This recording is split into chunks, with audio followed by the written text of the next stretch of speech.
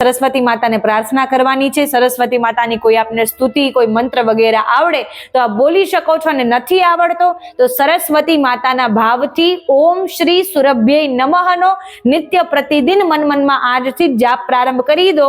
એક્ઝામને ભલે 1 દિવસ બાકી હોય, 5 દિવસ બાકી હોય, 1 મહિના, 2 મહિના, જેટલા પણ દિવસો બાકી હોય, આજથી જ આ પ્રારંભ કરી દો।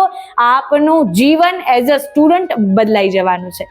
આપણને મનમાં વિચાર આવે કે ગૌમાતાનું આ દૂધ પીવાથી, પંચમેવા મિલ્ક ને નિત્ય પ્રતિદિન યદિ કોઈ સ્ટુડન્ટ પીવે તો દૂધથી એવા તે શું ફાયદા થશે જે આજ સુધી ઘરે બનાવેલા દૂધથી, આપણે કોઈ સામાન્ય દૂધથી, સાદા દૂધથી જે ફાયદા થતા નથી।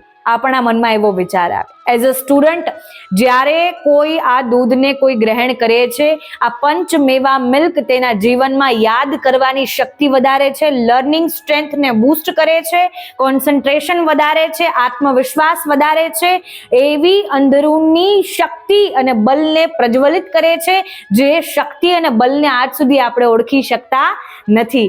એટલા માટે યાદ કરવાની શક્તિ વધે છે, ગભરામણ ઓછી થાય છે, સ્ટ્રેસ, ટેન્શન કમ થાય છે, ડિપ્રેશન ઓછું થાય છે, અને આપણા મગજમાં જેટલા નકારાત્મક વિચારો ચાલી રહ્યા છે એઝ અ સ્ટુડન્ટ એ સકારાત્મક વિચારોમાં પરિવર્તિત થઈ જાય છે। ગૌમાતાની પ્રાર્થના, ગૌમાતાનું દુગ્ધ એ માત્ર આપણા જીવનમાં નંબર અર્થાત કે માર્ક્સ વધારતું નથી, પરંતુ ગૌમાતાથી પ્રાર્થના કરેલી જ્યારે આપણા જીવનમાં પોષણ પણ વધારે છે, આત્મવિશ્વાસ પણ વધારે છે, બલ, બુદ્ધિ અને શક્તિ પણ વધારે છે। અને સૌથી મેઇન વાત કે આ પંચમેવા મિલ્ક જ્યારે સ્ટુડન્ટ ગ્રહણ કરશે તો તેના મનમાં સાત્વિક વિચારધારા પ્રગટ થશે।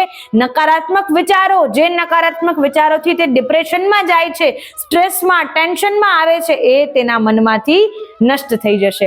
એવા નકારાત્મક વિચારોનો નાશ થશે અને સાત્વિક વિચારોને સંચાર થશે। તે જ પ્રકારે આજથી જ આ પંચમેવા મિલ્ક ગ્રહણ કરવાનું પ્રારંભ કરી દો। આજે નહીં તો ક્યારે, એક્ઝામને હવે વાર રહી નથી, આજથી જ આ મિલ્ક ગ્રહણ કરવાનું પ્રારંભ કરી દો। સ્ટુડન્ટ્સને, બાળકોને, નાના બાળકો, મોટા બાળકો, નવયુવાનો બધા માટે આ બેસ્ટ ઉપાય છે, અને આ ગૌમાતા આપણા જીવનમાં આ ક્રમ કરવાથી અનન્ય આશીર્વાદની પણ પ્રાપ્તિ કરાવે છે।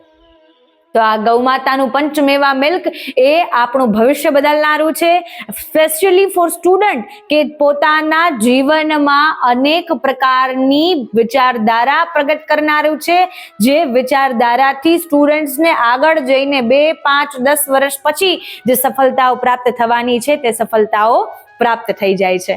આ પંચમેવા મિલ્ક ગ્રહણ કર્યા પહેલા જેવો સ્ટુડન્ટ હતો તેના કરતા આપમાં અનેક ગણા પરિવર્તન પ્રારંભ થઈ જવાના છે। તો આજથી જ આ પંચમેવા મિલ્ક ગ્રહણ કરવાનું પ્રારંભ કરી દો। યદિ આપ સ્ટડી કરી રહ્યા છો, ભણી રહ્યા છો, આપણે રીડિંગ કરી રહ્યા છીએ તો પણ એ વાતની ઘણી કાળજી રાખવી જોઈએ। રાત્રિમાં રીડિંગ ન કરવું, રાત્રિમાં સરસ્વતી માતાનું અપમાન થાય છે। જ્યારે આપણે રાત્રિમાં રીડિંગ કરીએ છીએ, ભણીએ છીએ, આપણે જ્યારે પલંગ પર પુસ્તકો રાખીને ભણીએ છીએ ત્યારે સરસ્વતી માતાનું અપમાન થાય છે, અને જ્યારે સરસ્વતી માતાનું અપમાન થાય છે ત્યારે આપણાથી રૂષ્ટ થઈ જાય છે, અને એટલા માટે આપણે ક્યાંક ને ક્યાંક ફોકસ કરી શકતા નથી, કોન્સન્ટ્રેટ કરી શકતા નથી। આપણને ઘણી ચીજો યાદ કર્યા બાદ પણ આપણે ભૂલી જતા હોય છે, ગભરામણમાં, સ્ટ્રેસમાં, ટેન્શનમાં, કેમ કે આપણાથી એવા નાના મોટા અપરાધો થતા રહે, નાના મોટા એવા આપણાથી એવી ભૂલચૂક થતી રહે જેની કદાચ આપણને કાળજી નથી।